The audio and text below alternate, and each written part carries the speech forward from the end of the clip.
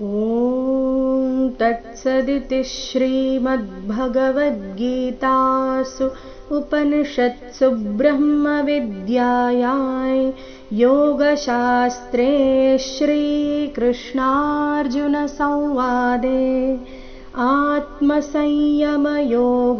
नाम षष्ठोऽध्यायः।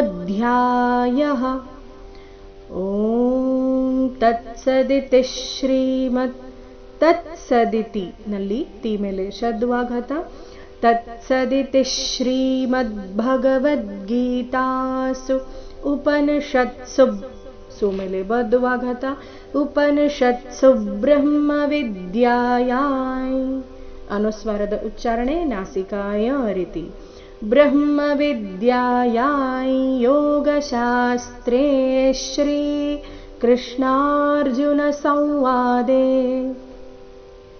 ಅಧ್ಯಾಯದ ಹೆಸರು ಆತ್ಮಸಂಯಮ ಯೋಗೋ ನಾಮ. ಆತ್ಮಸಂಯಮ ಯೋಗೋ ನಾಮ. ಅಧ್ಯಾಯದ ಕ್ರಮ ಸಂಖ್ಯೆ ಷಷ್ಠೋಧ್ಯಾಯಃ. ಷಷ್ಠೋ ಇಲ್ಲಿ ಠೋ ಮಹಾಪ್ರಾಣ ದೀರ್ಘ, ಟೋ ಬೇಡ, ಠೋ ಎಂದು ಬರಬೇಕು. ಷಷ್ಠೋಧ್ಯಾಯಃ. ಓಂ ಶ್ರೀಕೃಷ್ಣಾರ್ಪಣಮಸ್ತು.